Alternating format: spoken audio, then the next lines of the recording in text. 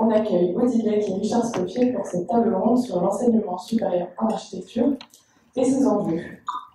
Donc, Odilek est architecte française et a vu sa notoriété et le succès de son agence qu'elle a fondée en 1978 se développer toujours plus d'année en année.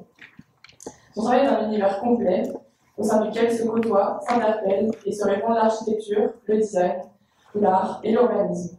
À son style direct et à sa personnalité affirmée et fantasque, répond son architecture aux géométries audacieuses et ses créations innovantes, dans tous les domaines où elle s'exprime. La reconnaissance internationale arrive très tôt, dès 1990, à l'occasion de sa première grande commande, la Banque populaire de l'Ouest à Rennes. Vous avez sûrement, peut-être pour certains d'entre vous, pu assister à la carte blanche de ce matin, dans laquelle elle a pu présenter ses différents projets. Et Richard Scofier, quant à lui, est architecte et professeur de théorie et de pratique à l'école d'architecture de Paris-Val-de-Seine. Il a fondé son agence en 1991, après avoir obtenu la même année les albums de la jeune architecture. Il collabore régulièrement avec au revue DA, Beauvais et Architecture, et donne chaque année des cours depuis 2011 au pavillon de l'Arsenal dans le cadre de l'université populaire qu'il a fondée. On va les inviter désormais à prendre la suite pour cette table ronde et nous parler un petit peu de leur vision de l'enseignement supérieur, la pédagogie, leur expérience dans les écoles en tant qu'enseignant, en tant également que directrice d'un établissement, et puis la question des enjeux aussi pour l'avenir de l'enseignement supérieur en architecture. Vous avez des questions?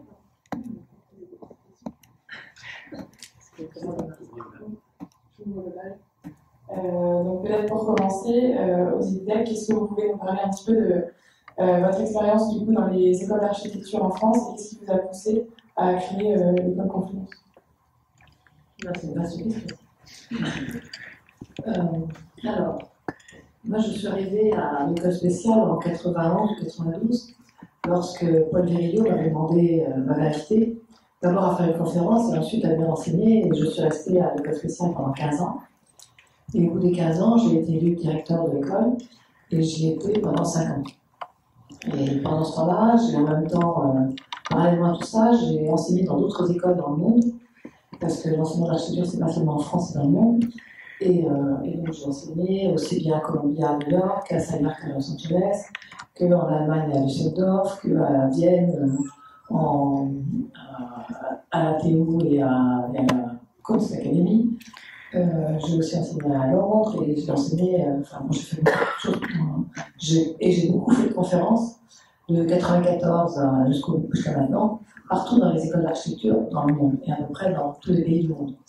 Donc effectivement, le monde de l'architecture et de l'enseignement d'architecture, je l'ai fréquenté beaucoup depuis le début des années 90. Et à la fin de ma période, ma mandature, c'est pas tout à fait la fin de ma mandature, à l'école spéciale, je me suis rendu compte que compte tenu des changements que j'avais faits dans l'école, il y a eu une réaction et il y a eu un retour de bâton qui s'est créé de la part d'un groupe d'enseignants et d'étudiants. Et donc j'ai décidé de démissionner et à la suite de ça, avec un groupe de personnes, on a décidé de créer une nouvelle école. Et c'est parti comme ça. Donc on a travaillé pendant 2 ans pour créer une école et à la fin je me suis retrouvée toute seule à créer l'école. Et je l'ai créée en 2014 à Lyon d'abord. Et à partir de depuis 2019, je l'ai remontée à Paris. Et elle s'appelle Confluence, effectivement. Et dans cette école, la façon de... Comme j'avais beaucoup discuté pendant les 2 années de préparation avec toutes les écoles où j'allais, avec les enseignants je me suis rendu compte surtout que depuis le début des années 2000, quasiment, quand j'allais faire des conférences dans les écoles, beaucoup de gens commençaient à se poser la question de changer l'enseignement et de faire bouger leurs écoles. Alors, il est vrai qu'en France, les écoles d'architecture restaient autonomes et indépendantes. Enfin, autonomes, non, elles sont indépendantes, elles sont des écoles indépendantes de l'université, alors que partout dans le monde, c'est rarement le cas, et c'est plus souvent des départements dans des universités. Donc, ils trouvaient que leurs écoles étaient un peu lourdes à changer, et beaucoup de gens se posaient la question de faire bouger les choses. Mais peu de gens l'ont fait finalement. Et c'est pour ça que quand on a décidé de le faire, on s'est posé la question de savoir c'est quoi une école d'architecture aujourd'hui et c'est quoi une école d'architecture pour le XXIe siècle, puisqu'on était en 2012 jusqu'en 2014, on s'est dit que le XXIe siècle allait arriver. Et on a regardé un peu toutes les expériences d'enseignement qui se faisaient dans le monde, et pas seulement dans l'architecture. Et en particulier, par exemple, dans les écoles de Finlande, où ils avaient décidé à cette époque-là de supprimer les cours d'histoire en disant, voilà, même dans les lycées, dans les collèges, on supprime les cours d'histoire parce que les étudiants, les élèves vont découvrir sur Internet, dans les médias, dans les réseaux sociaux, pas dans les réseaux sociaux, mais sur Internet, l'histoire de leur pays ou l'histoire qu'ils vont devoir apprendre. Et donc, nous, notre rôle en tant qu'enseignants est plutôt de les aider à chercher, à découvrir, à analyser, à être critique par rapport à ce qu'ils disent. Voilà, ça c'était une première expérience qu'on a regardé beaucoup. On a regardé des expériences antérieures aussi aux États-Unis qui avaient eu lieu autrefois, et une qui dure toujours. Enfin, il y en avait une qui s'appelle le Black, comment il s'appelle, le Black College. Black Mountain College, voilà, qui a été une expérience formidable dans les années 60 et 70, jusqu'aux années 80, qui a été un lieu d'expérimentation totale sur la pédagogie, de l'enseignement, de l'architecture. Et puis, et autrement, Cranbrook, qui existe toujours et qui est au nord des États-Unis, à côté de Detroit. Et j'avais eu l'opportunité de rencontrer à Taïwan, quand je suis allée faire des conférences là-bas, une école qui est à Taipei, et dans laquelle j'ai retrouvé des étudiants que j'avais eus à l'école spéciale dans les années 90. Et qui m'ont fait visiter leur école, qui m'ont fait rencontrer leur école, les gens de leur école, et j'ai découvert que c'était des anciens enseignants de Cranbrook, à la fois taïwanais, américains, anglais et irlandais, je crois, qui avaient monté cette école 20 ans auparavant, en se disant on va implanter aussi à Taïwan la même façon de penser le monde, enfin l'architecture et l'enseignement.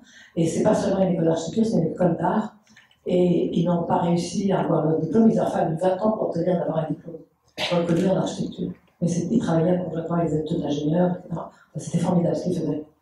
Donc toutes ces expérimentations, toutes ces choses que j'ai pu regarder, analyser, etc., m'ont donné l'idée de la façon de faire une nouvelle école, avec une nouvelle façon de faire la pédagogie en architecture. Voilà. Je n'ai pas encore expliqué comment c'était. Richard voudrait prendre la parole. Il y a peut-être quelque chose à dire. Vous avez peut-être une question à vous poser. Oui. On aurait voulu savoir quelle était votre démarche quand vous vous êtes retrouvé sur le chemin de l'enseignement. D'accord, ok. Je suis très embêté en fait parce que c'est vrai que je parle souvent en public, je fais souvent des conférences et je fais souvent des cours, bien sûr, et j'enseigne. Et par contre, je ne me suis jamais trop posé la question, c'est quoi l'enseignement? Et pareil aussi, là maintenant, je suis surtout critique d'architecture et j'ai beaucoup de mal finalement, je ne me suis jamais posé la question non plus, qu'est-ce que c'est véritablement être critique. C'est pour ça que, vous voyez, quand vous m'aviez confié, là, je pensais peut-être faire voir des projets d'étudiants pour expliquer ce que je faisais. Et finalement, c'est très difficile pour moi de parler comme ça, en termes très abstraits, donc d'enseignement. Et pourquoi j'ai pu faire de l'enseignement oui, parce que, bien sûr, je me suis toujours intéressé quand même, malgré tout, à réfléchir sur ce que je faisais. Et donc, étant architecte, c'est vrai que l'enseignement, c'est une belle manière, quelque part, de s'interroger voilà, sur les fondements de sa discipline. Voilà. Ensuite, pourquoi j'ai dû faire de l'enseignement? En fait, je pense, excusez-moi, c'est super égoïste, mais j'ai voulu faire de l'enseignement pour moi. Parce que vous ne le savez peut-être pas, mais en fait, quand on est professeur, enfin, on doit passer des tas d'examens, de concours, vous voyez. Et notamment, j'ai eu beaucoup de mal à être reçu au concours de prof, notamment parce qu'une fois, j'avais dit devant le jury, moi, les étudiants ne m'intéressent pas. Et ça a été vraiment rédhibitoire. Et je pense que c'est vrai. Fondamentalement, je pense surtout, disons, quand je fais cours, même des cours d'histoire, ou quand je corrige des projets, je pense surtout, je dirais, oui, à moi. Voilà. Dans les cours, mes cours, c'est vrai qu'ils sont très organisés, ils sont très préparés, mais c'est plus des performances quelque part que des cours. J'ai pas l'impression j'ai pas l'impression de transmettre quelque chose, si vous voulez. Voilà, tout à l'heure, tu parlais d'histoire, etc. Bon, c'est des cours d'histoire, bien sûr. Mais c'est plutôt, disons, ce que je cherche peut-être à exprimer. Voilà. C'est la manière dont je suis plongé dans l'architecture, ce que je ressens voilà, quand je fais des cours. Et après, quand je demande à mes étudiants de faire des projets, je crois que c'est un petit peu la même attitude, c'est-à-dire que j'ai envie, là cette fois-ci, voilà, j'ai plutôt envie d'apprendre d'eux, vous voyez, que de leur donner quelque chose. Et donc, j'ai apporté ce livre, d'ailleurs, je vous conseille à tous vraiment de lire, je ne sais pas si je vais le retrouver, ouais, c'est celui-là, donc, c'est le Maître ignorant de Jacques Rancière, et donc il reprend le parcours d'un pédagogue du XVIIIe siècle, dont j'ai oublié le nom, enfin, voilà, Joseph Jacotot, qui avait théorisé justement cet enseignement.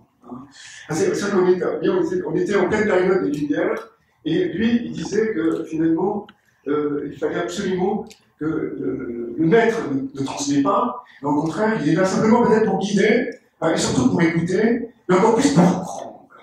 Et donc, chaque étudiant, eh bien, venait vers le maître, et puis il disait par exemple, voilà, je veux apprendre l'hébreu, et le maître, il connaissait bien l'hébreu, d'accord, tu vas apprendre l'hébreu. Et en fait, c'est l'étudiant qui devait expliquer au maître ce qu'il avait appris, et c'est comme ça, finalement, que quelque part, entre guillemets, parce qu'il n'y a pas d'autre mot, pouvait s'opérer la transmission. Voilà, c'est ça qui m'intéresse peut-être dans l'enseignement de projet, c'est effectivement donc demander à mes étudiants donc ce qu'ils veulent faire, et c'est vrai que je l'ai souvent dit, et je sais qu'une fois j'avais vraiment, je ne sais pas comment dire, très blessé l'enseignant qui a enseigné avec moi, c'était Christian Andrette, parce que je lui avais dit, là tu dois enseigner ce que tu ne sais pas, et c'est la mythe, une sorte de fureur complètement délirante, parce que lui, c'est vrai qu'il était dans la transmission, c'est-à-dire qu'il était dans la transmission, c'est-à-dire qu'il y avait une manière de concevoir l'architecture, et puis c'est ça qu'il cherchait à imposer à ses étudiants. Mais je veux dire que cette attitude-là, elle est extrêmement dangereuse, parce que je voulais apporter notre livre, mais je ne l'ai pas trouvé. Notre mec, je vous conseille absolument de lire, si vous vous intéressez à l'enseignement. C'est un type qui s'appelle René Girard, c'est un très très grand philosophe français, mais il a été complètement ostracisé, il a toute sa carrière aux États-Unis, et il a, si vous voulez, inventé un truc, c'est-à-dire que pour lui, le plus important dans l'humanité, c'est le désir d'imitation. C'est pas le type, comme l'a dit Freud, mais c'est que chacun, voilà, la personne ne désire particulier, mais on veut désirer ce qu'un modèle, on veut désirer ce que quelqu'un que l'on considère comme un modèle désire. Et je pense que c'est sur ce schéma-là que repose très souvent un enseignement dans les écoles d'architecture, c'est-à-dire que l'élève il va désirer ce que son maître désire, et après le gros problème c'est qu'il va y avoir des conflits, c'est-à-dire que quand on aime la même femme, ça finit toujours très mal, si vous voulez, et donc quand on aime le même objet, ça finit toujours très mal, et donc c'est ce qu'explique très bien donc, René Girard dans tous ses ouvrages, c'est qu'au début, donc, il y a cette relation d'imitation, et puis après, donc, c'est l'inverse. Il y a une réaction de rejet, parfois hyper violente, parce que le maître se sent copié, et l'élève aussi, il se sent par rétroaction copié par son maître. Voilà, je vais peut-être arrêter là et laisser la parole. Mais écoute, figure-toi que je pense à la même chose.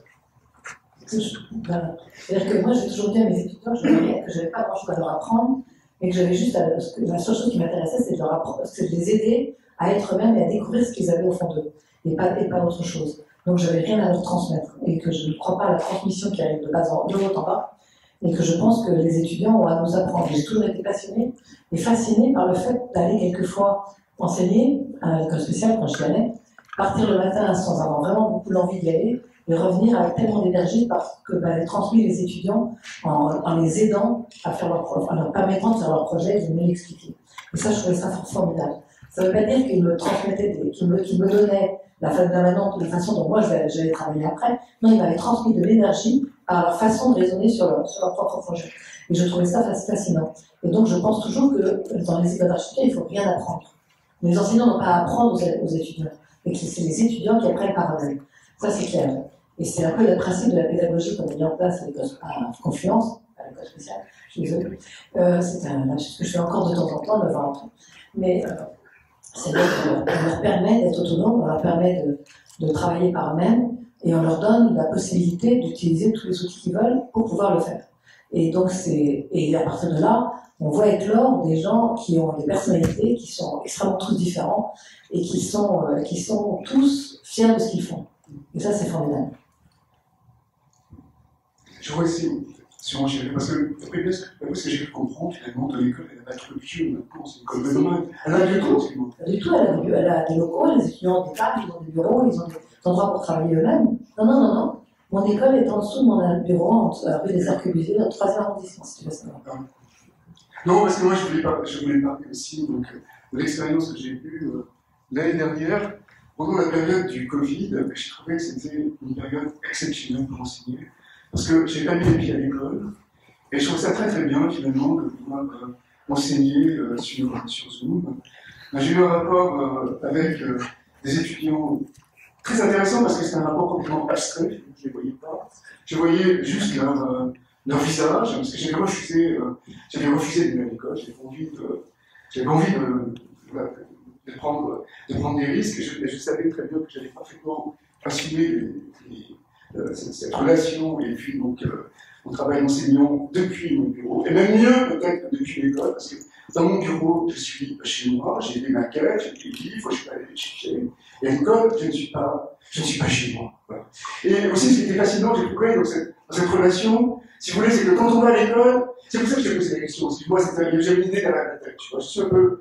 J'avais une idée préconçue, quoi. Oui, une idée préconçue, tout à fait. Mais parce que j'ai aussi un petit peu contre les écoles, je trouve que... voilà, donc aller à l'école aussi, ce sont des lieux, si vous voulez. Bon, c'est vrai que les enseignants, quelque part, c'est un peu les enseignants de la République, si vous voulez. Ils sont là ils portent sur les épaules, si vous voulez, ils doivent donc, enfin, ils portent sur les épaules le fait qu'ils doivent justement construire l'élite de la République. Donc il faut effectivement pousser les gens, il faut surtout les sélectionner, donc on est meilleur. Tandis que là, effectivement, la situation est complètement changée. Hein, puisqu'on n'était plus justement un fonctionnaire, comme Hegel en fait l'apologie, mais on revenait, on remontait dans le temps, et on devenait le précepteur.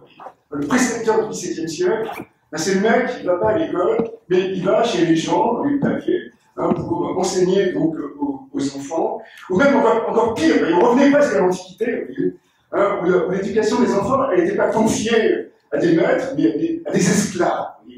Et donc, ça m'a assez fasciné d'abandonner le rôle du fonctionnaire, du censeur, et puis de revenir quelqu'un qui est plutôt du petit personnel de service, qui rentre dans les maisons, qui rentre dans les familles, et qui pousse les gens. Parce que, aussi, dans cette situation de Covid, il y avait une très très grande peur, une peur presque surdimensionnée, que les gens décrochent.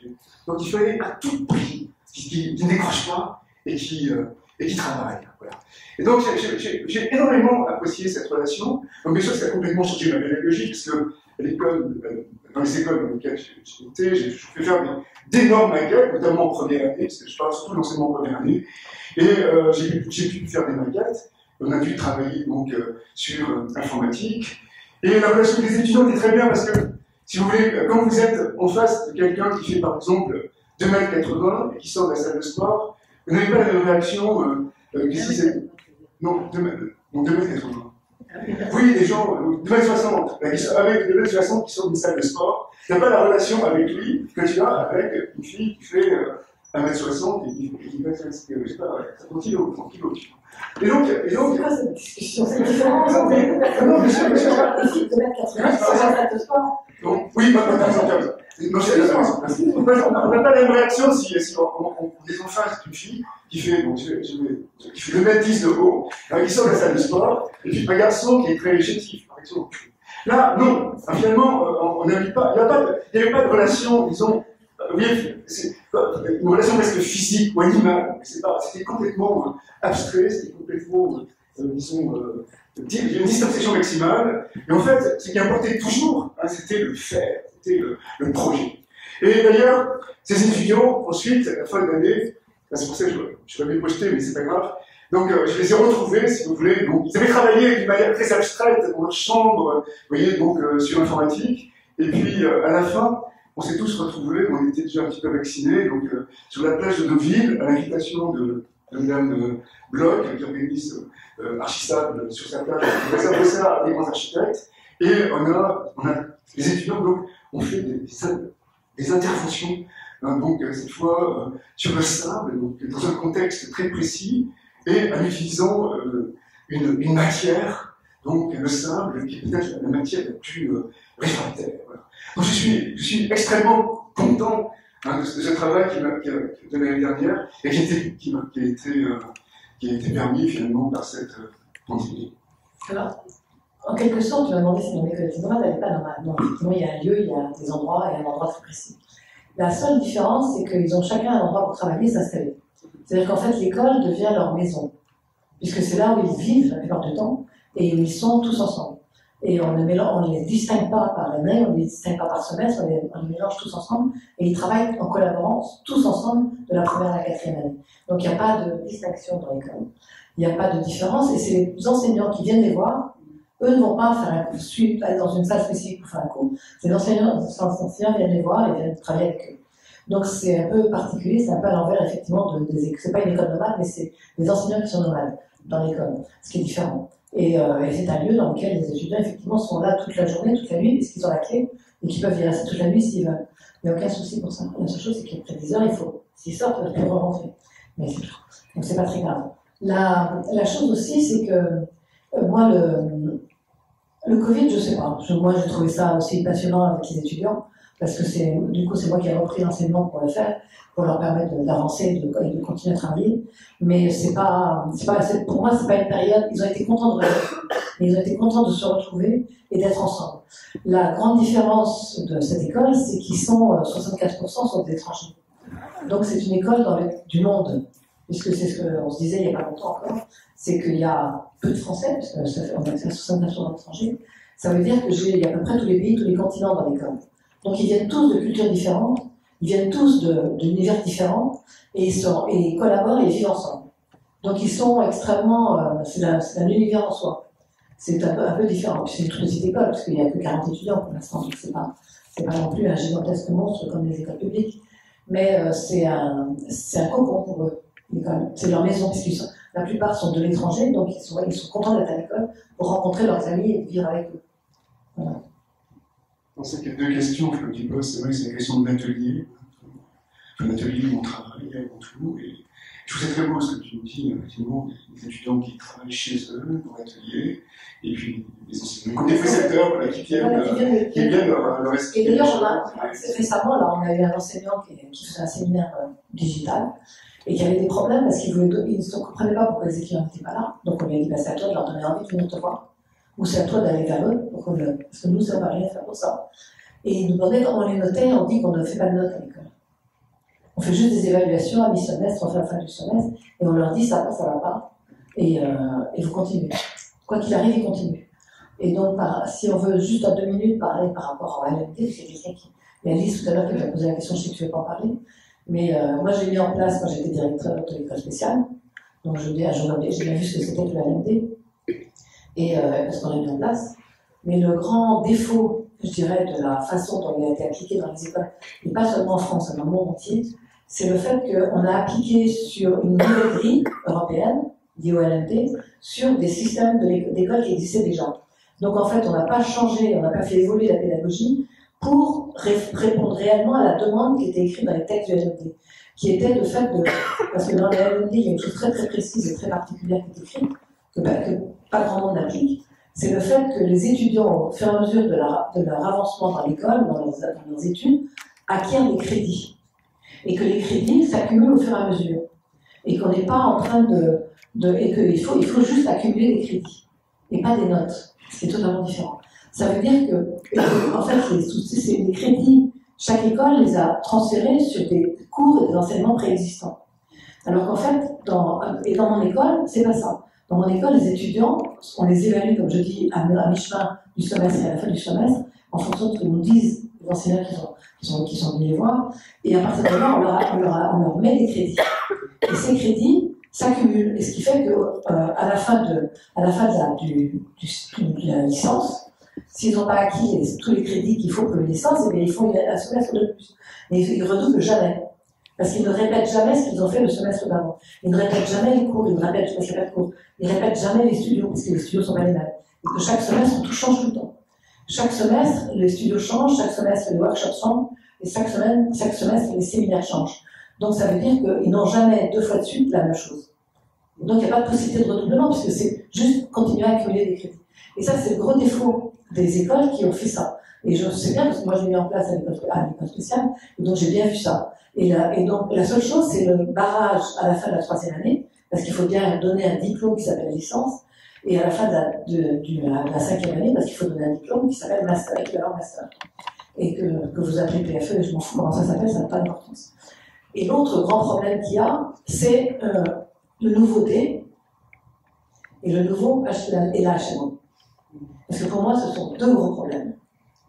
Et ce n'est pas des problèmes pour mon école, parce qu'on ne les fait pas, mais c'est des problèmes en général. Parce que, en fait, depuis que j'étais étudiante dans les années 70, ou pas étudiante, parce que comme j'ai dit tout ce matin, je n'ai pas vraiment fait des études, dans les années 70, les écoles, un certain nombre d'architectes, parce que c'est surtout des architectes, enseignants ou pas enseignants dans les écoles, ont rêvé de l'université, ont rêvé d'être reconnus par l'université, ont rêvé de pouvoir délivrer des doctorats en architecture. Je ne sais pas si tu te souviens de ça. Et donc, comme ils rêvaient de ça, ils ont voulu se rapprocher des universités. Et donc, ils ont voulu se caler sur l'université. Ce qui s'est fait récemment, dans la dernière réforme, d'après ce que j'ai compris, où maintenant, l'accréditation, l'évaluation des écoles ne se fait plus par le ministère de la Culture, mais par le ministère de l'Enseignement supérieur. Parce qu'ils sont rentrés et se sont collés complètement au système universitaire. Et en faisant ça, ils ont figé le système.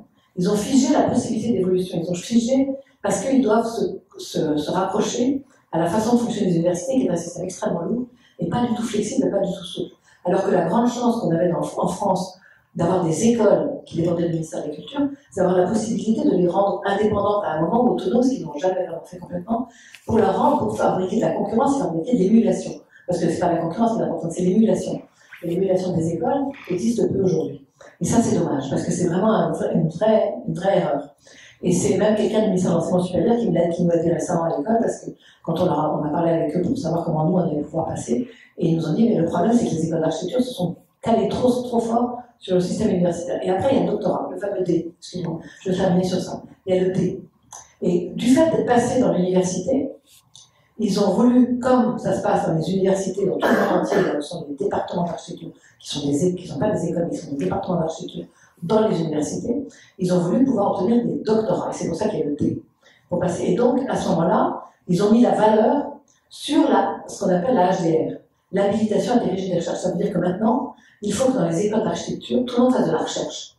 Et ait ce fameux diplôme de HDR pour pouvoir être soi-disant reconnu. Et plus vous faites de la recherche, plus vous arrivez à ce diplôme, plus vous pouvez après ça faire d'enseignement dans l'architecture. Ce qui n'a aucun sens. Pour moi, c'est totalement absurde tout ça. Parce que, qu'est-ce que c'est que faire un projet d'architecture? Qu'est-ce que c'est de faire un projet? C'est faire de la recherche.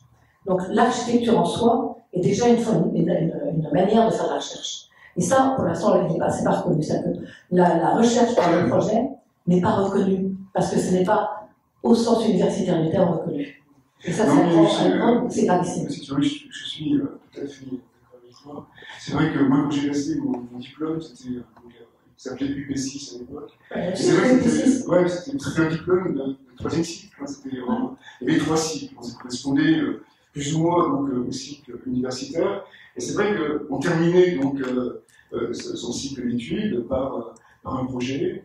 Et en fait, on pouvait inviter qui on voulait. C'était pratiquement un jury de thèse. Je sais que dans mon école, il y a des gens qui avaient invité Roland Barthes, c'était un des plus grands penseurs français vivants. Un autre mec qui avait invité Georges Perec, donc un grand écrivain.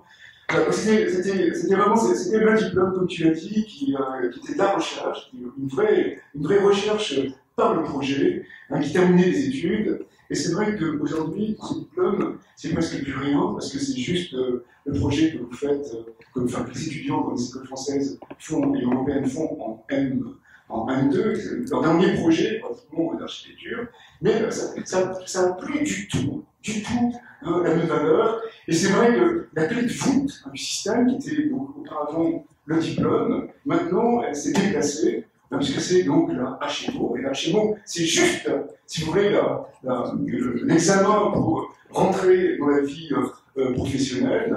Ça n'a rien à voir avec le travail, avec, disons, la discipline architecturale.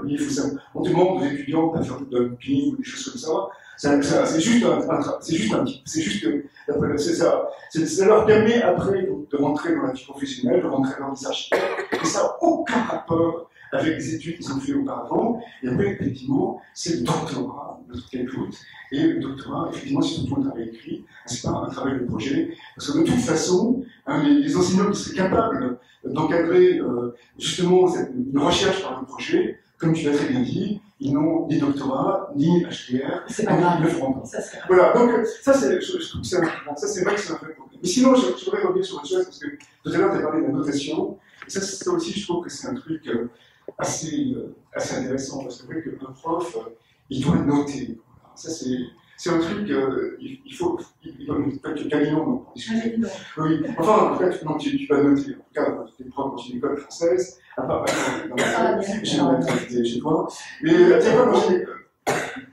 Je dis ça comme ça. Et donc voilà, donc, on est obligé de donner des notes. Hein, et je trouve que c'est un problème. C'est vrai que c'est un problème. Ça signifie quoi de mettre un 5, un 6, un 12, un 15? Donc, je vais un truc là. Parce que moi, comme je suis critique d'architecture et puis professeur, c'est évident que. Bon, en tant que critique. Professeur, je suis architecte dans une école. D'accord. Non, mais d'accord. Justement, c'est mon point de vue. Tout à l'heure, pas tout mon point de vue. Je te dis mon point de vue par rapport à l'histoire. Et donc en tant que critique, c'est vrai qu'on ne met pas de notes. Moi, j'ai vu un débat là-dessus dans mon école, où on parlait de critique et de notation. Et c'est vrai que, par exemple, dans les revues critiques, les grandes revues critiques, comme les du cinéma, ils ne mettent pas de notes. Voilà, donc, c'est simplement des commentaires sur les projets. Voilà. Et c'est vrai que, voilà, le commentaire sur le projet, je trouve ça vraiment. Pardon, c'est le commentaire sur les films. Le commentaire sur les films, sur le projet, je trouve que c'est super intéressant. Parce que vous voyez, on peut faire un commentaire sur un film, et puis le film, techniquement, il peut être pas très bon, il peut avoir des défauts. Et par contre, à travers le commentaire, on peut disons, découvrir ce que le film a d'innovant, d'important. Hein, voilà, par exemple, en quoi il est en phase avec notre contemporanéité. Et je trouve que ça devrait être pareil, vous voyez, pour les travaux d'étudiants. C'est-à-dire qu'un étudiant peut faire un truc, on ne sait pas qui tient pas. Viens dans mon école, Richard. Qui tient même pas debout, et puis finalement, qui est un truc hyper important. Et en général, dans une école traditionnelle, le mec il fait ça, il se fait sa vie à la gueule, excusez-moi. Et alors que, voilà, il faut trouver un moyen, effectivement, donc, de faire simplement, comme tu l'as dit, des commentaires critiques sur le projet. Parce que moi, je vois que, bon, j'ai dit que je n'avais pas réfléchi donc, à ce qu'était la critique. Mais finalement, tu as beaucoup réfléchi. Oui, j'ai réfléchi, mais j'ai organisé des colloques là-dessus aussi. Je les ai oubliés, mais. Sur l'enseignement. Oui, sur l'enseignement, sur la critique, tout ça. Mais c'est vrai que, voilà, donc, la critique, je ne pense pas que ce soit dire dans une revue, par exemple, ce type est nul, qu'est-ce qu'il fait là, il a qu'à se rhabiller, c'est pas ça du tout. C'est comprendre pourquoi il est là. Parce qu'en général, si vous voulez, de toute façon, quand on est architecte, et qu'on arrive à construire, il y a déjà un tel parcours, du combattant, que de toute façon, même si le projet est très mauvais, il y a toujours quelque chose. Moi, je vais poser une question, Richard. Oui. Est-ce que les écoles d'architecture sont faites pour fabriquer des architectes? Je ne sais pas répondre, je pense que non. Ah bah, voilà. Non, merci. Deux fois, on est d'accord. Ça fait un peu trop. Ah oui, bien sûr. Ouais, les écoles d'architecture. On va se marier ensemble. C'est pas pour ça que je passe, parce que je suis contre le mariage en général. Je n'aime pas les contraintes. Donc, mais avec toi, ça doit être une sacrée contrainte. Non, c'est vrai que, en fait, ce que je disais, pourquoi tu as question la même chose? C'est quoi on parlait? Non, c'est autre chose encore. Ah, est-ce que les écoles d'architecture, surtout pas. Les écoles d'architecture sont faites pour apprendre l'architecture, pour comprendre l'architecture, pour être capable d'agir avec l'architecture. Après, devenir architecte, ça c'est encore autre chose. Et c'est pour ça que je trouve, et je ne le dis pas seulement en France, mais que je le dis depuis longtemps, depuis plus de 15 ans, si ce n'est pas 20 ans, que les écoles d'architecture sont devenues des criminels. Parce que les écoles d'architecture vous font apprendre à construire des bâtiments avec une réglementation d'aujourd'hui. Ce qui n'a aucun sens. Et on vous oblige, et de plus en plus, au lieu d'avoir la liberté dont on peut parler chez Richard par rapport au diplôme, qui est chez moi, parce que nous on fait 3 semestres pour faire un diplôme avec la recherche d'abord et le projet. Là, en fait, on vous apprend à construire des bâtiments avec des programmes d'aujourd'hui, avec des réglementations d'aujourd'hui. Et lorsque vous, les étudiants qui êtes nés, allez, pour les plus anciens 99 et tous les autres après 2000, ça c'est quelque chose qu'il faut réaliser un petit peu. Ce sont des étudiants du 21e siècle, comme j'ai dit ce matin. Vous êtes tous des... Qui est né avant 2000 ici? T'as vu? On n'a presque plus. C'est signifiant quand même. Mais c'est significatif. Je parle en anglais. Là, et donc en fait, ce qui est important, c'est de, effectivement, c'est de vous apprendre l'architecture, et puis après, la façon dont vous pratiquerez cette architecture, ou dont vous vivrez avec l'architecture, ou dont consommerez, je ne sais pas, avec l'architecture, ou la façon dont vous agirez dans le monde avec l'architecture, c'est votre problème. C'est vous, personnellement, qui ferez. C'est vous qui déciderez, c'est vous qui le ferez. C'est pas nous. Moi, je ne vais pas vous enseigner une pratique que vous ne pratiquerez jamais, parce que vous ne serez pas, même si vous devenez architecte et que vous allez après passer cette fameuse HMO pour avoir votre titre d'architecte sur votre plaque chez vous, eh bien, je ne sais pas comment vous pratiquerez l'architecture. C'est vous qui déciderez la façon de la pratiquer. C'est vous qui l'inventerez. Et grâce à cette invention que vous ferez sur la façon de travailler avec l'architecture, eh bien, vous ferez évoluer l'architecture. Autrement, il n'y a pas de possibilité d'évolution, parce qu'autrement, aujourd'hui, on vous apprend à répéter les choses d'aujourd'hui, ça n'a aucun sens. Vous, quand vous serez après dans le monde de la pratique, ça va tellement changer que même la norme aura changé. Donc, aucun intérêt. À quoi ça vous sert d'apprendre ça? Ça, c'est pour la HMO, pour la pratique professionnelle. Si vous voulez devenir architecte, il faut avoir la plaque, qui n'a pas grand intérêt. Parce que tout ça, c'est l'ordre des architectes et je suis contre. Enfin, c'est encore un autre sujet. On peut avoir un autre. Moi, j'ai bien un truc, mais je vais faire plein d'ennemis. En fait, si vous voulez. Pas avec les étudiants. Non, enfin, je sais pas. C'est non facile. Mais là, je vais faire beaucoup d'ennemis, c'est-à-dire que moi, j'enseigne depuis très longtemps, en première année, et après, donc en master. Et c'est vrai que je préfère 1000 fois enseigner en première année, parce que je pense que ce qui est terrible dans les écoles aujourd'hui, c'est que les étudiants qui arrivent en première année, ils ont, disons, leur capacité créative maximale, et les gens qui arrivent en fin de cursus, ils n'ont presque plus rien.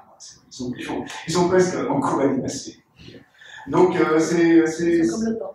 Voilà, c'est tout à fait. Donc, c'est un vrai problème, et tu as tout à fait raison. Ça, moi, je vois. C'est l'organisation, c'est dire le mettre à HMO, donc. Non, mais c'est mieux que ça. Mais moi, je l'ai constaté dans mon agence. Quand je vois les portfolios qui arrivent dans mon agence aujourd'hui, depuis plus de 5 ans, presque 10 ans, c'est qu'ils sont tous les mêmes. Ils sont tous identiques. En sortant des écoles, vous avez les mêmes dessins, les mêmes façons de penser, les mêmes façons de dessiner l'architecture, etc. C'est désespérant. Et on ne sait pas qui est la personne derrière. On ne sait pas qui vous êtes. On ne sait pas quelle est votre capacité, quelle est votre possibilité. Et c'est pour ça que moi, je prône aujourd'hui et je vous demande instamment, faites la révolution dans vos écoles, s'il vous plaît. Parce que si vous voulez, parce que jamais vos enseignants vont le faire. Parce que vos enseignants, ils sont trop confortables dans les écoles. Mais en première année, c'est vrai. En première année, ils ne sont pas confortables. Mais les autres, oui. Parce qu'en fait, qu'est-ce qu'ils vous apprennent? Ils vous apprennent la norme qu'ils pratiquent dans leurs agences, ils vous apprennent les techniques qu'on nous impose à nous. Et donc tout ça, c'est confortable parce que juger un projet par rapport à la technique et la norme, c'est tellement confortable. Il n'y a pas besoin de réfléchir, il n'y a pas besoin de prendre de risques, il n'y a même pas à essayer de se projeter dans l'univers de l'étudiant. Donc, j'ai même appris récemment, par 2 étudiantes qui passaient un diplôme, que même la courbe est interdite. Et je me suis dit, mais merde, qu'est-ce que c'est que ces écoles? Qu'est-ce que c'est que ces enseignants qui interdisent la courbe? Qu'est-ce que ça veut dire? Quel sens? Parce que faire une courbe, c'est un risque, parce qu'on ne sait pas quelle est la courbe qui est juste par rapport à ce projet-là. Et des architectes qui ne font que des boîtes ne savent même pas reconnaître une courbe, si elle est bien ou si elle n'est pas bien. Et c'est pour ça que je dis que les écoles aujourd'hui sont criminelles. Parce qu'elles vous apprennent qu'une seule chose, c'est la pratique professionnelle, alors que ce n'est pas leur objectif. Ce sont devenues des écoles professionnelles, des écoles professionnalisantes, alors que c'est des écoles dans lesquelles vous devriez apprendre la culture de l'architecture, la science de l'architecture, la poésie de l'architecture, la poésie de la création, la capacité à être créatif, et que vous l'appliquiez à ce que vous voulez après. Moi, j'ai des anciens étudiants qui sont devenus fashion designers, des anciens étudiants qui sont devenus artistes, des anciens étudiants qui sont devenus n'importe quoi, et certains sont devenus architectes. Et c'est pas grave, c'est normal. Et j'aimerais bien ça. Et je posais toujours la question autrefois, quand je commençais à enseigner dans les années 90 ou 2000 à l'école spéciale, je posais toujours la question dans mon atelier, qui veut devenir architecte? Il y avait toujours qu'un petit nombre d'étudiants qui voulaient devenir architecte. Soit parce que leurs parents leur avaient dit, mais tu vas faire des études pour devenir architecte. Bon, d'accord, je ne ferai pas comme papa. Ou bien alors, je vais faire ça parce que je pense que c'est ça, c'est comme ça qu'il faut faire, qu'on va devenir architecte, c'est faire des études d'architecture. Alors, en fait, c'est pas vrai. Les écoles d'architecture, moi, mon devoir, dans les écoles d'architecture que j'essaie d'appliquer dans la mienne, c'est de vous pousser à penser que vous pouvez être autre chose. Parce que vous pouvez être d'abord vous. Et vous, avec l'architecture ou dans l'architecture. Et ça dépend de vous. Et ça dépend pas de nous. Très bien. On va peut-être passer aux questions dans la salle. Moi, je voulais vous demander, parce qu'on a beaucoup critiqué ce système académique actuel, mais vous, Jean-Sophie, vous vous inscrivez dans ce modèle. Est-ce que quand même il a des qualités encore ou il est bon acheté?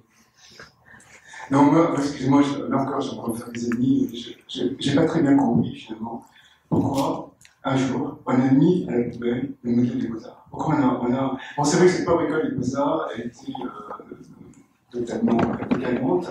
Et pourquoi on n'a pas cherché quelque part, donc, en faire quelque chose, et puis, finalement, faire une école des Beaux-Arts à Paris, comme par exemple, il y a l'école centrale, comme il y a l'école polytechnique, comme il y a l'école normale supérieure. On n'a pas continué. Vous allez à l'école normale supérieure, donc il y a une manière très spécifique d'enseigner la biologie, la technologie.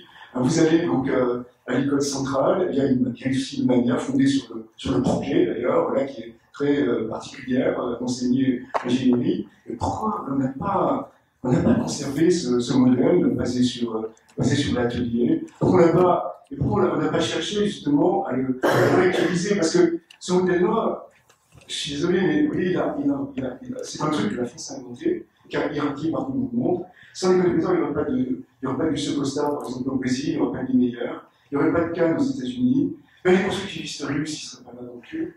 Et c'est ça, j'ai un truc que j'ai jamais trop compris finalement pourquoi on l'avait comme ça mis à la poubelle, et puis finalement voilà pourquoi on avait effectivement comme dans beaucoup d'autres pays, notamment effectivement les pays américains, vous voyez, on entend maintenant effectivement à faire en sorte, puisqu'on va bientôt nous je crois être dans Paris Université, pourquoi on tend à en faire des certificats, on tend de plus en plus, même si effectivement on n'est pas toujours au ministère de la Culture, en faire une faculté donc d'une université. Ça c'est vrai, bon, c'est la question que vous voulez poser, excusez-moi je réponds comme ça. Alors, pourquoi on n'a pas fait une école d'excellence, voilà, donc pourquoi on n'a pas cherché, pourquoi on ne s'est pas interrogé là-dessus, pourquoi effectivement on a laissé le truc je crois que c'était lié au fait qu'il y avait beaucoup de... C'était le baby boom, il y avait beaucoup d'étudiants qui arrivaient, d'abord, et ensuite de ça, il y avait la transformation du monde, qui faisait, enfin, 68, soi-disant, la révolution, soi-disant la révolution, c'est bien, et le baby boom faisait qu'il y avait on n'aurait pas pu accueillir tout le monde dans les Beaux-Arts, donc il fallait fabriquer des écoles. Le problème, c'est que le système même des écoles était, à la base, pas si bon que ça. Même s'il y a eu des systèmes, enfin, je ne sais pas si tu t'en souviens, je ne sais pas à quelle époque tu étais, toi. Moi, je n'ai pas vraiment appris grand-chose des systèmes. Mais c'est pas grave, j'ai appris à faire ce que je voulais, à vivre ma vie, en gros, avec l'architecture. Mais la question, c'est pas tant au système des Beaux-Arts que je me réfère, mais je me réfère, moi, au début du XXe siècle, où effectivement, c'était les Beaux-Arts. Mais quand tu rentrais là pour faire plein de choses, en fait, tu n'étais pas seulement dédié à l'architecture. Tu pouvais suivre des cours en art, tu pouvais aller dans un atelier d'un sculpteur, tu pouvais aller dans un atelier. Et tout ça, ça fabriquait à la fin quelqu'un qui pouvait à un moment devenir architecte. Mais c'était tout à fait ouvert, tout à fait compliqué. Je pense que ce rapport, disons, organique à la création, on a perdu quelque part. On l'a totalement perdu. Totalement perdu. Même le mot création, il a perdu. Voilà, donc c'est pas ce qu'il y a le problème. Alors, tu as tout à fait raison, c'est vrai qu'il y a des raisons objectives pour lesquelles les enregistrements, c'est la provocation que j'ai faite. Bien sûr, il y a des raisons objectives pour lesquelles l'école des Beaux-Arts a disparu, mais donc on peut quand même. On n'a jamais fait, qu'on appelle ça le sol de tout compte de l'école des Beaux-Arts. On n'a jamais dit, bon, ça n'allait pas, mais ça, quand même, c'était. Mais c'est pour ça que je te raconte ce que je racontais au début en parlant de Cranbrook et de cette école à Taipei, c'est exactement, ils ont reproduit d'une certaine façon, et de façon contemporaine, le même système. C'est-à-dire qu'en fait, ils ont reproduit quelque chose où des étudiants ont à la fois des cours d'art, où ça peut travailler avec des artistes, peuvent travailler avec des architectes, peuvent travailler avec des sculpteurs, avec des musiciens, avec des danseurs, et petit à petit, ils ont à la fin le diplôme qu'ils veulent. Enfin, donc ils choisissent le diplôme qu'ils veulent. Et c'est ça qui est intéressant. C'est le mélange de disciplines. Parce que l'architecture convoque toutes les disciplines. Donc il est fondamental d'avoir toutes les disciplines à l'intérieur de l'école. Et c'est pour ça que moi, à notre manière à l'école Confluence, on fait venir chaque semestre des gens de corps, de disciplines différentes, pour justement faire rencontrer par les étudiants des gens qui viennent d'ailleurs et leur permettre de faire des projets avec des gens qui viennent d'ailleurs. Par exemple, ce semestre, tout est dédié à autre chose que l'architecture. Et c'est des artistes, c'est des musiciens, c'est des écrivains qui viennent à l'école pour faire des projets. Et c'est autre chose. Parce que c'est pas seulement les architectes. Parce que le problème, ça a été la mainmise, la reprise en main des architectes. Enfin, après 68, c'est les sociologues. Après, on a les artistes. Et maintenant, c'est les architectes depuis le début des années 90 qui ont repris la main sur les écoles d'architecture. Et là, eux, ils veulent enseigner le métier. Ça n'a aucun sens. Pour moi, ça n'a aucun sens. Je suis absolument d'accord. Eh bien, merci, Richard. Voilà, c'est dramatique. Non, mais j'en étais sûre qu'on était deux personnes intelligentes et sensées. Tu sais que j'ai eu la même chose avec cet architecte portugais dont je dis le nom. Tout le monde était persuadé qu'on allait se bagarrer et tout. Mais non, c'est tout. On avait la vision de ce l'enseignement de l'architecture. Non, pas la non, celui qui est à Lisbonne et non pas en Portugal. Celui qui a fait la chapelle à Rennes. Je suis pas Alvaro Siza, voilà. Je me suis retrouvée en discussion avec Alvaro Siza sur les réseaux sociaux. Tout le monde disait pas possible de mettre Odysseus face à Alvaro Siza, et on était parfaitement d'accord sur ce que c'est l'enseignement de l'architecture. C'était quand même incroyable. Pour revenir un peu plus sur vous et votre façon d'enseigner, vous disiez tout à l'heure, vous étiez d'accord encore une fois sur le fait que vous enseignez avant tout pour vous et que les étudiants vous apprenaient quelque chose. Ils ont eu une influence sur votre travail, votre façon d'enseigner aux étudiants? Non, pas du tout. Tu n'as pas dit ça comme ça. Non, j'ai pas dit ça comme ça, excusez-moi. Non, moi j'ai une façon de faire des projets qui est très particulière. Et c'est vrai que quand j'ai commencé à enseigner, voilà, je demandais pratiquement, enfin même inconsciemment, quand j'ai poussé les étudiants à faire la même chose que moi, mais j'ai compris que c'était une voie absolument scientifique, si vous voulez. Donc il vaut mieux apprendre ce que l'on ne sait pas, ce qui est le plus loin de soi, vous voyez, pour avoir une chance donc, de mettre en place un enseignement cohérent et totalement efficace. Et surtout, voilà, ce qui est fascinant quand on enseigne dans ce genre-là, avec 20 étudiants, voilà, 30, 40, je ne sais pas, mais c'est que, voilà, on travaille, effectivement, on n'est pas bon d'atelier dans les écoles aujourd'hui, mais je cherche en sorte que les samedi cours soient des ateliers, et qu'il n'y ait pas de correction, mais que tout le monde est en train de travailler, que tout le monde soit en train de travailler, qu'on s'échange des idées, parce que je répète souvent aussi, j'aime pas trop, je déteste quand les gens me disent mais c'est mon idée, mais tu m'as pris mon idée. Il y a les idées, non, la pensée, c'est un truc, ça appartient à personne, c'est complètement neutre. Donc, voilà, je cherche à faire en sorte que voilà, des idées émergent, on ne sait pas d'où, et puis chacun se les approprie, les développe, et puis arriver effectivement, au bout du compte, à avoir une multiplicité de projets. Bon, c'est vrai que quand moi, quand j'ai fait un projet dans une agence, c'était évident que je n'arrivais à aucune solution, et en plus, toujours la même, comme je voulais dire. Tandis que là, eh bien, ça va être 30, 40, donc il y a une certaine exaltation, un certain étonnement, un certain émerveillement, donc, en voyant effectivement toutes ces propositions comme ça qui peuvent émerger. Parce qu'en fait, et aussi bien sûr la règle, donc de toute façon quand on fait l'architecture, c'est bien sûr c'est comme ça, c'est-à-dire que quand on fait un projet, il faut savoir qu'à un moment donné, eh bien, on doit pouvoir tout recommencer, on doit pouvoir complètement tout changer. C'est un peu problématique de dire ça, parce que moi, ça m'a beaucoup aidé, notamment quand j'ai commencé, parce que je n'avais pas rendu les concours. Mais c'est vrai que, voilà, il faut être capable, à 3 jours d'un rendu, de dire, putain, je vais pas faire ça, je vais dans le mur. Parce on sent que, on a fouillé dans la phase, il y a des choses qui émergent, et qu'il faut absolument les suivre. Mais quelque part, voilà, je pense aussi, voilà, le travail de l'architecte, c'est aussi, on est confronté, et même quand on écrit, bien sûr, parce que, voilà, quand on aboutit, le jeu est un autre, je crois que c'est pareil, un petit peu dans l'architecture. À travers un projet, eh bien, on arrive, quand on est architecte, on fait un projet, on arrive à reconnaître ou affronter une certaine altérité au fond de soi-même. Et c'est ça qui est le plus exaltant. Voilà, mais c'est aussi, je pense, la même chose pour les écrivains ou pour les musiciens. Oui, parce que faire de l'architecture, c'est faire œuvre d'auteur, en quelque sorte. C'est faire œuvre de création. Et donc la création, c'est quelque chose dont on ne sait pas ce que c'est. Mais on ne sait pas d'où elle vient. Mais on ne sait pas comment ça nous vient dans la tête. Mais comme je dis souvent dans mon agence, qu'à chaque fois j'arrive le matin, je dis ça, quand en me brossant les dents, j'ai pensé que. Pourquoi en me brossant les dents? Parce que quand on se brosse les dents, c'est un acte automatique, qu'on ne réfléchit pas. Donc pendant ce temps-là, l'esprit travaille. Mais c'est, voilà, votre esprit travaille tout seul et vous ne savez pas d'où ça vient, tout d'un coup, hop, il y a une idée qui est arrivée. Et ça, c'est formidable. Parce que ce qu'on appelle l'étincelle créative, ça arrive quand on veut, quand ça peut. On ne sait pas pourquoi. Il y a des l'alchimie du cerveau qui fonctionne par elle-même, indépendamment de vous.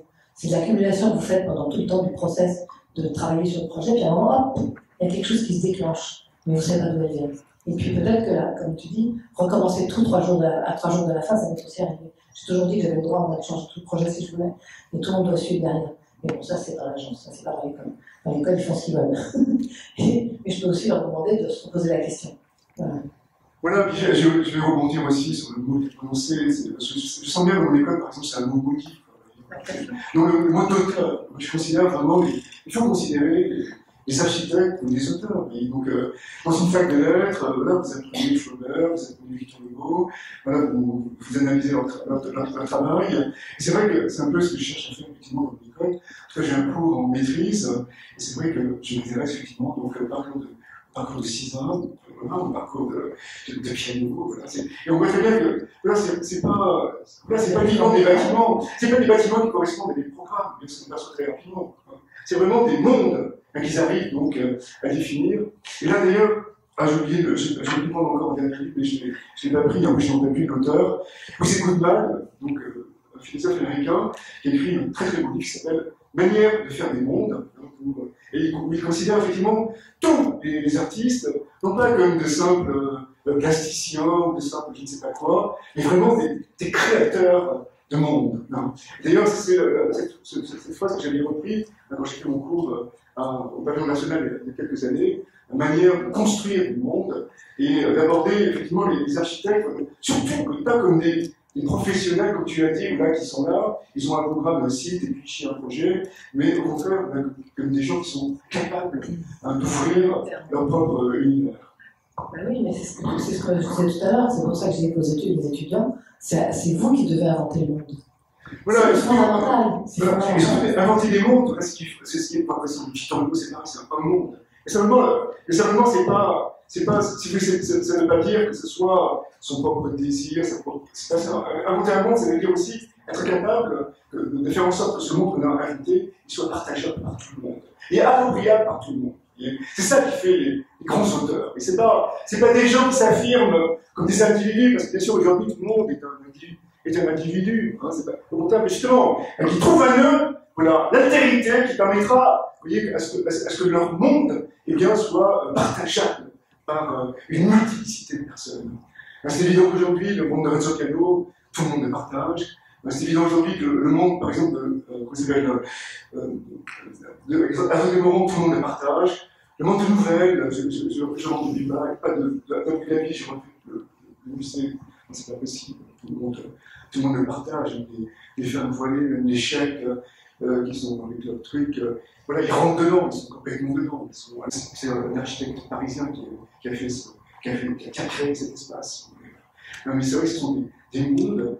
Donc, quelque part, voilà, on dépasse sa propre personnalité, on fait rentrer toute l'altérité qui gît au fond de nous, pour qu'il soit partagé par le plus grand nombre possible. Qu'est-ce que je peux rajouter à ça? Rien, c'est bien, c'est tout à fait ça. Mais c'est pour ça que je vous demande, s'il vous plaît, d'inventer le monde. C'est pour ça que je disais ce matin, votre seul devoir en tant qu'étudiant, c'est d'être curieux de tout et d'avoir envie de rêver et de rêver. Parce que si vous ne rêvez pas, alors qu'il vous est interdit de rêver la plupart du temps dans les écoles d'architecture et de française, je le précise toujours, si vous ne rêvez pas, vous ne serez pas capable d'imaginer et vous ne serez pas donc capable d'inventer le monde de demain, le monde dans lequel vous allez vivre. Parce que c'est le rêve et votre imaginaire. Et c'est pour ça que aussi, vous les étudiants qui êtes nés après 2000, qui est même né aujourd'hui en 2004, ça veut dire que pour vous, le XXe siècle, basta. Le XIXe siècle, encore plus, parce qu'il m'a parlé comme ça. Mais c'est un peu radical ce que je dis. Ce qui vous importe, vous, c'est le monde dans lequel vous allez vivre, le monde que vous allez inventer, le monde du XXIe siècle, et surtout, toute la capacité que portent les prémices, le début de ce siècle, pour vous emmener plus loin.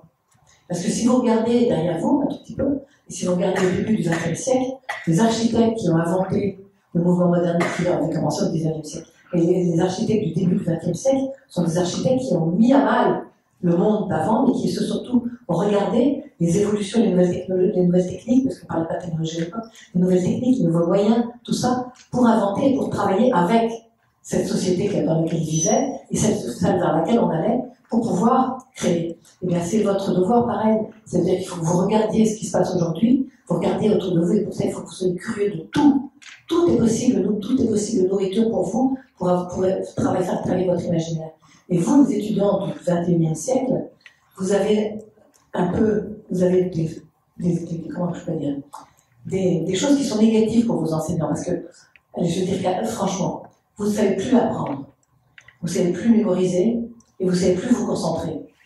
Mais vous apprenez différemment, vous mémorisez différemment, et vous vous concentrez différemment, parce que vous avez les outils digitaux comme aide. Et donc, c'est à vos enseignants de prendre ça en main pour vous permettre d'aller plus loin avec ces outils, avec votre façon à vous de travailler, et non pas avec leur façon qui date du XXe siècle, d'avant vous.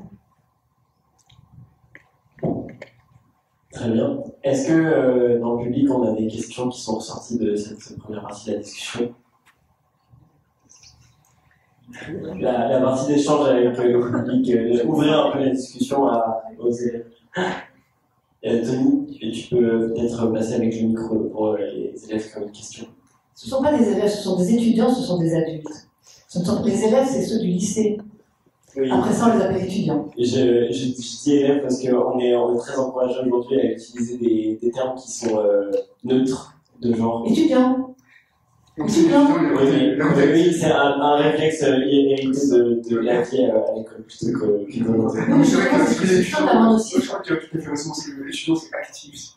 Par exemple, en psychanalyste, on ne parle pas de malade et puis de docteur, on parle d'analyste et d'analysant, parce que le mec est actif dans sa propre analyse. Et c'est pareil pour l'étudiant. Il n'y a pas. Quelque part, il faudrait trouver la même. L'élève est au lycée, l'étudiant il est au supérieur. Je suis désolée. Mais c'est un adulte. Vous avez passé 18 ans et vous êtes adulte et responsable. Et dans les écoles, quand on vous traite d'élèves, ça veut dire qu'on parle d'élèves et professeurs, alors que moi je pense pas. Je pense que c'est un travail entre adultes. C'est totalement différent. Il y a une démarche qui est différente entre un élève et un étudiant, entre un lycéen et une personne qui est dans l'enseignement supérieur. Mais vous êtes devenu adulte. Excusez-moi. Non, excusez-moi, vous êtes vraiment comporté comme étudiant ce soir.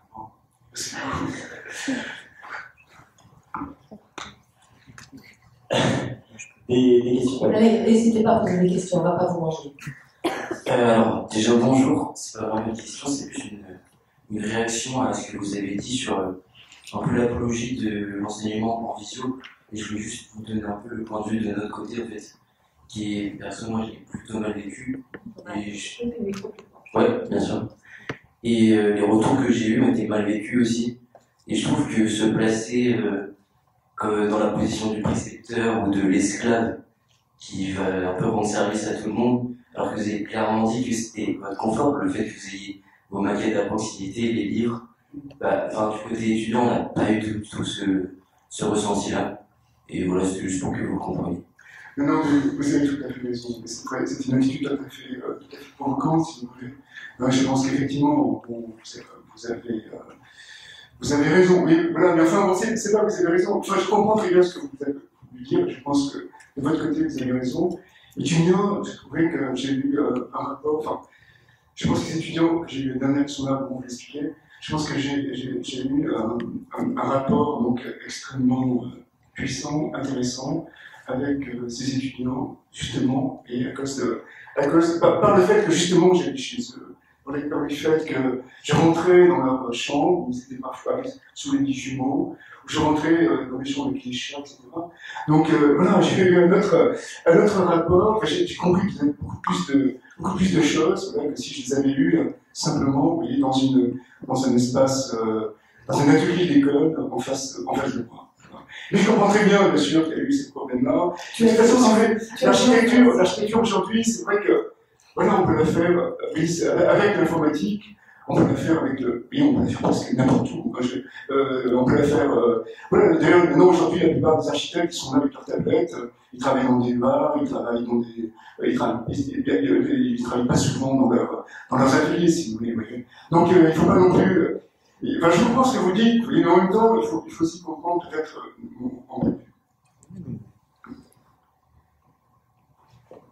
Je pense qu'au contraire, il faut travailler dans son agence, dans son atelier, si tu veux.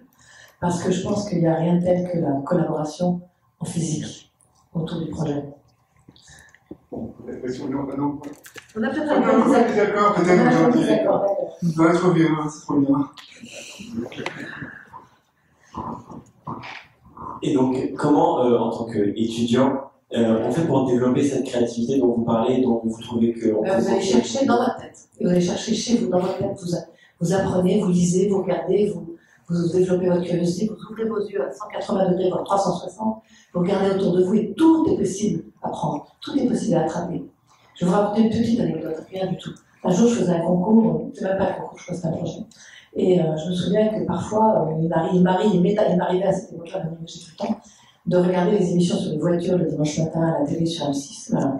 Je suis passionnée de voitures, donc je regardais les émissions sur les voitures. Et j'ai vu passer brutalement à l'écran une voiture, une Mercedes qui avait couru, je ne sais plus si c'était dans les années 50 ou dans les années 40, et qui avait une forme absolument formidable. Mais elle est passée comme ça dans l'écran. Et je me suis dit, ah mais c'est ça qu'il me faut. Et donc le lendemain matin, j'appelle Mercedes et je leur demande de m'envoyer la photo. Et j'ai remonté la piste jusqu'à ce que je récupère la photo et que je puisse regarder si ça m'intéressait vraiment. Et si je pouvais travailler avec ça. Et j'ai travaillé avec la forme de la Mercedes. C'était par hasard. Oui, mais je suis tout à fait d'accord. Non, mais je suis d'accord. Mais en fait, c'est vrai que, voilà, d'abord, malgré tout, je pense qu'il faut quand même développer, donc, disons, un regard analytique sur les choses, quoi. À la fois il ne faut pas se contenter effectivement de regarder des images sur Internet et se dire ça me plaît pas. Il faut essayer de rentrer, vous voyez, dans les univers des architectes qui nous ont précédés, essayer de comprendre la logique de leur projet, et puis ensuite, effectivement, on peut tout regarder, vous voyez, parce que là, cette bouteille, là, c'est de l'architecture, excusez-moi, parce que là, elle est toute construite, pensée, vous voyez, pour pouvoir tenir avec le minimum de matière, elle est pensée aussi pour pouvoir se froisser, etc., se jeter. Donc voilà, toute l'architecture, elle est partout, là, dans la bouteille, dans le cartable. Et par contre, c'est vrai qu'il faut développer voilà, ce regard et essayer de comprendre voilà, comment les choses sont faites. La structure des choses, c'est extrêmement important. Mais la structure de la banane que vous mangez, parce que la banane, excusez-moi, voilà, elle a une peau, elle a à l'intérieur dans le fruit, donc il y a des cellules, et tout ça, effectivement, ça participe, vous voyez, donc de sa forme, et tout ça, ça la structure complètement, ça fait qu'elle se tient comme ci, comme ça, vous voyez. Et donc c'est super important, voilà, quelque part, enfin, c'est ce que je disais à mes étudiants, bien sûr, avant, mais de tout regarder comme une architecture, même sa copine, son copain, il faut le regarder comme une architecture.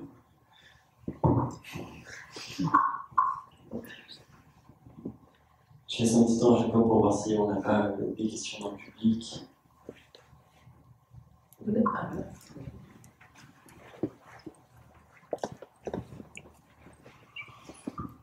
Bonjour. Du coup, vous êtes un peu provocant, peut-être aussi l'être un peu. J'ai l'impression quand même, c'est peut-être aussi une remarque pour Lunaire, que dans cette discussion, il y a un petit problème peut-être spatio-temporel. Je crois que vous êtes à peu près nés dans les mêmes années, et on sent un peu bien de cette discussion qu'il y a quelque chose qui est peut-être hors sol par rapport à ce qui se passe aujourd'hui dans les écoles d'architecture. Moi, je suis diplômé d'une école d'architecture de province, et je pense qu'on a des questions qui animent ou des façons de réfléchir, de voir les choses qui sont concrètes, mais qui ont des raisons d'être, et que certains discours que vous portez là, essayez un peu de les ausculter, ou en tout cas de les prendre pas forcément en compte. Voilà. Je pense que la discussion elle est un peu orientée. Comme par exemple on a cité par exemple ce matin à la conférence de Philippe Madec, donc tout un tas de questions, notamment sur l'urgence environnementale, ce genre de choses, qui sont ultra importantes et qui semblent être des questions importantes dans la pédagogie, savoir comment l'intégrer. et qui là laisse un peu la place peut-être seulement à des questions de concepts, de philosophie qui sont néanmoins importants, mais pas seulement. Voilà. Non, mais écoutez, déjà, excusez-moi, mais Madec, il a d'autres générations, donc on a le même âge pratiquement. C'est pas forcément une question d'âge. Nous, par contre, on parle d'architecture parce qu'on considère effectivement que l'architecture, elle a quand même quelque part, elle a une certaine autonomie. Et je pense que moi, ce que j'apprends à mes étudiants, j'ai pas de discours politique, je ne reprends pas avec de gauche, je ne reprends pas avec de droite, je ne reprends pas avec des écologistes, je ne reprends pas avec ceci, cela. Je rapprends simplement, je les pousse donc à déterminer des dispositifs où ensuite ils pourront effectivement, répondre à des données comme celles dont vous parlez, qui concernent le monde contemporain. Bien sûr, par exemple, aujourd'hui, on parle beaucoup de nouveaux matériaux. On parle de la fleur du béton, on parle du bois, on parle de la pierre, etc.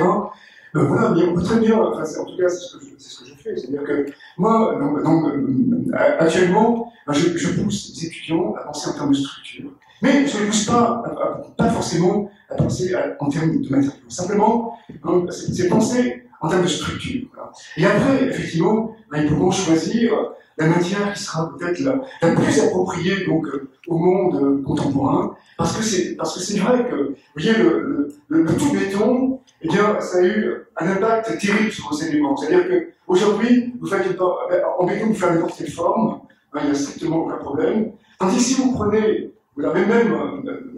disons, la construction selon de la structure, là, les choses s'ouvrent. Parce que vous apercevez qu'effectivement, il y a 1000 façons de faire les choses. Vous pouvez suspendre, vous pouvez poser sur des pilotis, vous pouvez faire des porte-à-faux, et donc vous pouvez développer, disons, tout un arsenal de solutions, et après cet arsenal de solutions que vous aurez développé, eh bien, vous pouvez le mettre au service d'une cause, peut-être, si vous le souhaitez. Mais franchement, vous voyez, la cause, c'est pas, il faut pas croire que, vous voyez, disons,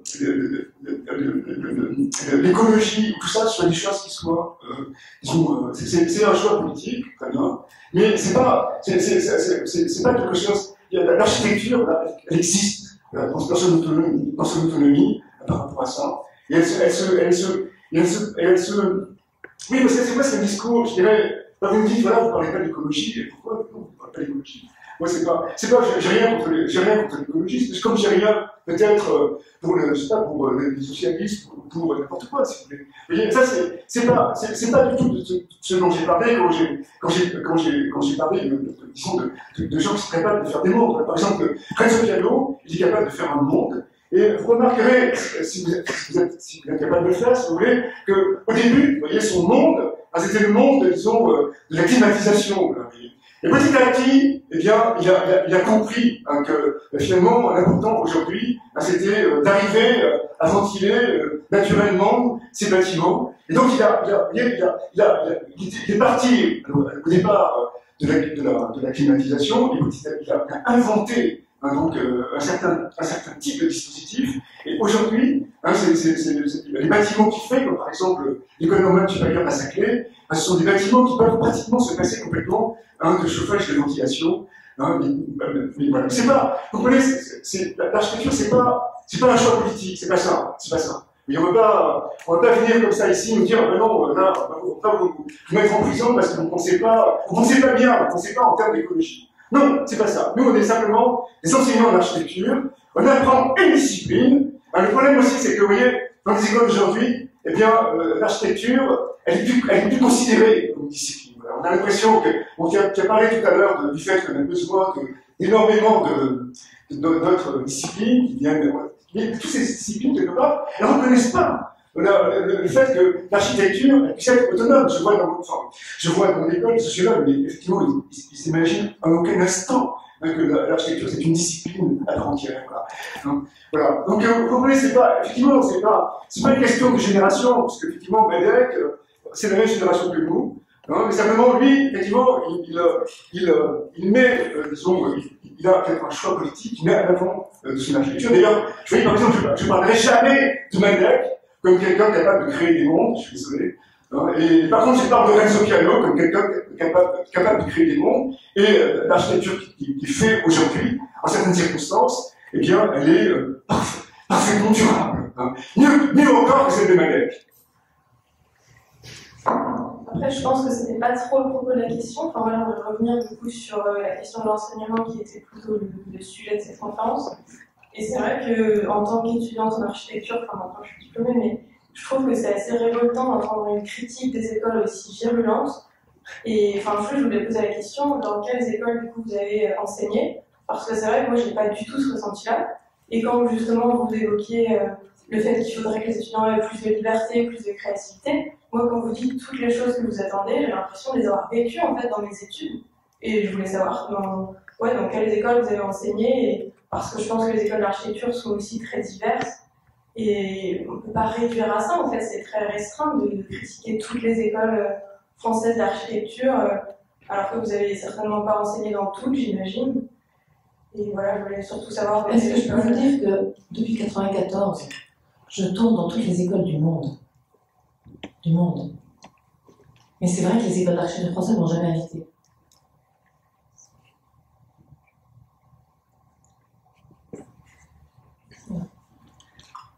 Parce que vous, mademoiselle, vous venez de quelle école, excusez-moi? Villeneuve d'Ascq. De laquelle, pardon? Villeneuve d'Ascq. Ah oui, c'est d'accord. Non, mais vous avez raison. Bon, enfin, on est là. Mais si vous êtes content de je pense aussi que, voilà, bien sûr, je pourrais revenir remonter à la ligne, faire un discours inverse. C'est vrai que je crois que, voilà, c'est vrai qu'il y a beaucoup d'écoles. D'ailleurs, ce qui est intéressant, peut-être revenir. Enfin, je pourrais dire le contraire de ce que j'ai dit, c'est vrai. Et dire qu'aujourd'hui, c'est vrai qu'il y a beaucoup d'écoles intéressantes, et c'est notamment les écoles de province, parce qu'elles ont un ancrage territorial, et donc, voilà, ça permet quand même beaucoup de choses. Je vois par exemple à Grenoble, avec, c'est une école que je ne connais pas particulièrement, mais avec le fait qu'il existe encore dans la région de l'architecture en terre crue, et le fait qu'il y a ce laboratoire, le cratère. Je vois par exemple aussi à Marseille des échanges avec le Maghreb. Je vois par exemple à Strasbourg des échanges avec la Suisse, avec l'Allemagne. Voilà, on pourrait bon, effectivement, on s'est orienté dans cette voie, mais on aurait pu dire les choses de manière extrêmement différente, et c'est vrai. Bon, je reconnais qu'on a on s'est peut-être laissé entraîner à un certain pessimisme, et vous avez raison de nous corriger. Les choses ne sont pas aussi noires que cela. Mais voilà. Je pourrais parler de beaucoup d'écoles, parce que moi, je suis allé aussi dans beaucoup d'écoles dans le monde. J'ai aussi donc, enseigné dans beaucoup d'écoles, à Rennes, à Rouen, à Versailles, maintenant à Paris, à l'école spéciale. Voilà, donc voilà, je pense que oui, c'est pas, la situation elle est pas si noire, c'est vrai qu'on aurait pu faire des choses différentes. Mais là, on nous a posé, si vous voulez, des questions, on nous a posé des questions très générales, vous voyez, par rapport à la HMO, par rapport au doctorat, et donc voilà, on a répondu.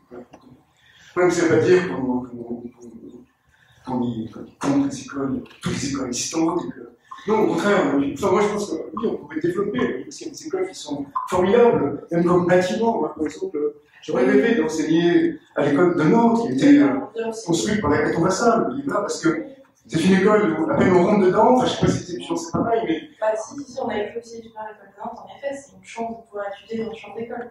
Je comprends, comment. Moi je dis, on a aussi été étudiant à l'école justement de Nantes, et en effet, c'est une chance d'être étudiant dans cette école de la Caton Vassal. Enfin, je pense que ça influence aussi la manière d'enseigner aussi l'architecture tout à fait, monsieur. dans les écoles. Non, vous avez absolument raison. Et là c'est vrai, enfin, moi je sais pas, j'ai pas enseigné là-bas, j'ai fait une conférence une fois, et c'est vrai que, non, ce qui est fascinant, je connais l'école, bien sûr, j'ai vécu, et je l'ai connu aussi, je l'ai connu très bien. Mais si vous voulez, le truc, ce qui est fascinant, c'est ça, c'est que quand on rentre, voilà, on a envie de faire des choses, parce qu'il y a l'espace pour le faire. C'est des espaces qui sont parfois pas chauffés, mais ils sont couverts. Et c'est vrai qu'on a envie d'expérimenter, on a envie de construire des maquettes à l'échelle 1. Et c'est vrai que, voilà, comme vous l'avez dit, effectivement, l'architecture permet aussi, quelque part, indépendamment de la pédagogie du directeur, des enseignants, voilà, elle permet de donner une coloration à une école. Je pense qu'on a peut-être effectivement été généraux sur les écoles en général, mais c'est vrai que tout dépend des personnes. En fait, vous pouvez trouver dans toutes les écoles du monde et de France des personnes intéressantes, des personnes formidables, des enseignants formidables, bien sûr, mais ils ne sont pas tous comme ça. Oui, oui, c'est certain, mais aussi il ne faut pas oublier que les écoles nationales d'architecture, elles permettent d'offrir un cadre justement à l'enseignement de l'architecture qui, par exemple, est très accessible à tous, et ce n'est pas forcément le cas, par exemple, des écoles privées, de votre école, par exemple, en particulier. Enfin, j'imagine qu'elle n'est pas au même prix que la fac. Enfin, c'est pas une question de prix. Savez-vous que lorsque moi j'ai créé, lorsque j'ai dirigé l'école spéciale d'architecture, c'était la première fois qu'on a créé des bourses pour les étudiants, justement, pour permettre à ceux qui n'avaient pas les moyens d'entrer dans cette école de pouvoir y rentrer. Et donc, quand on fait une école privée. C'est beaucoup plus limité en termes de nombre. Enfin, là, vous le dites aussi en termes d'effectifs. Enfin, s'il y a 40 personnes dans une école, c'est pas du tout autant que dans, par exemple, l'école de Nantes où il y a plus de. Mais bien sûr, bien sûr. C'est je dis. Je ne dis pas la même chose, mais c'est pas. Attendez, mais il faut pas confondre quantité et qualité. Excusez-moi, c'est pas la question. Ah non, mais c'est pas ce que je dis, mais il faut pas non plus oublier ça. Enfin, c'est quand même un grand. Mais je n'oublie pas, en France d'avoir cette accessibilité. Nous avons été étudiants dans une école qui s'appelait UP6 à l'époque, il y avait 2500 étudiants. Donc on sait ce que c'est que la quantité, et on sait ce que c'est justement la capacité qu'il y avait à cette époque, parce que je crois qu'aujourd'hui c'est pas tout à fait comme ça. Mais il y avait à cette époque de fabriquer son propre chemin dans un magma aussi vaste et aussi grand, qui faisait que les étudiants faisaient leur propre chemin et avaient fabriqué leur propre autonomie dans le système de l'école. Et ça c'était formidable, bien sûr.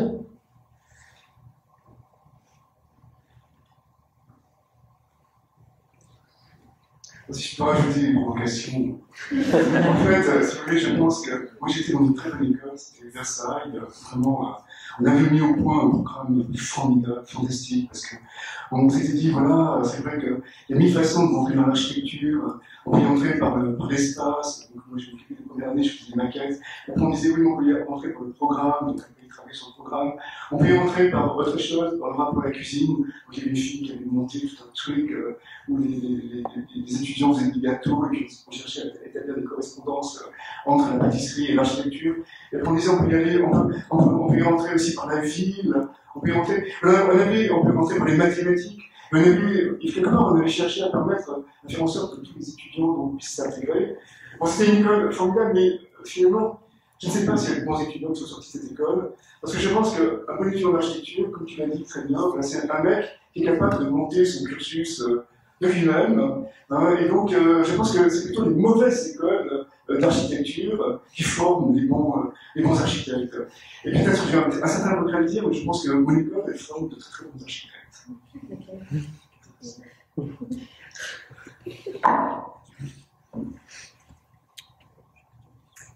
Moi j'avais une question. Vous parlez beaucoup de philosophie, de cinéma et en fait d'art en général. Et à ce moment-là, est-ce que vous considérez que l'architecture est un art à part entière?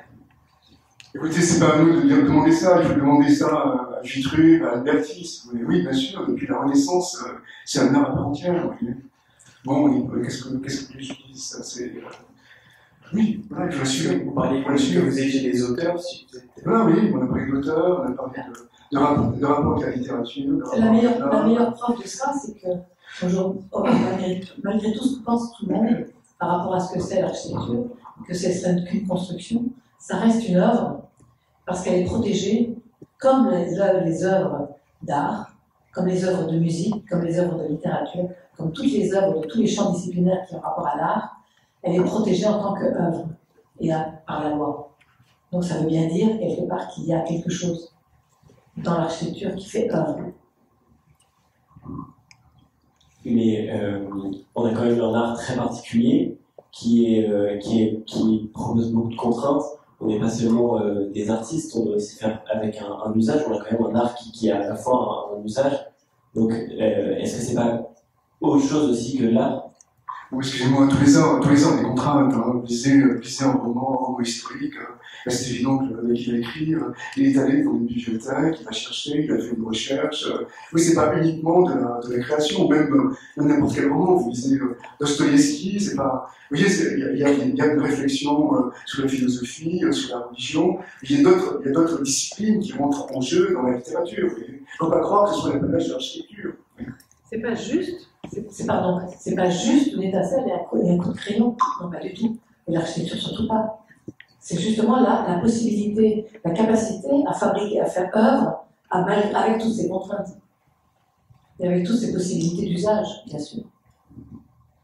Et ces contraintes, vous trouvez qu'elles nourrissent la créativité ou qu'elles la brident? Non, pas du tout. Les deux à la fois. Enfin, je pense que, les contraintes, ça dépend les contraintes, bien sûr. T'as parlé tout à l'heure de la réglementation, c'est évident que, c'est pour ça que tu as raison, il vaut mieux dans les écoles ne pas, même si effectivement ça peut être très critiqué par le milieu professionnel, mais en tout cas sinon, c'est vrai qu'il ne faut pas confronter tout de suite les étudiants à la réglementation, ça paraît évident. Parce que sinon, on ne pourrait pas enseigner l'architecture, c'est vrai. Alors là, ça serait simplement, il y aurait quelques recettes, et puis on transmettrait quelques recettes. Ça serait la fin de tout. Voilà, donc, bien sûr, il y a les réglementations, bien sûr, il faut les oublier. Par contre, après, tu as peut-être fait de la contrainte, bien sûr, les systèmes existent partout aussi. Hein, donc, c'est très bien que Michel-Ange, quand il a fait Moïse, c'était la pierre qui lui a presque dicté les deux cordes qui sortent de ce fond. La vie n'est pas facile pour tous les artistes. Tout le monde a des contraintes. Vivre, c'est vivre avec des contraintes, c'est négocier avec des contraintes. Richard Scoffier et Odile Beck, merci beaucoup.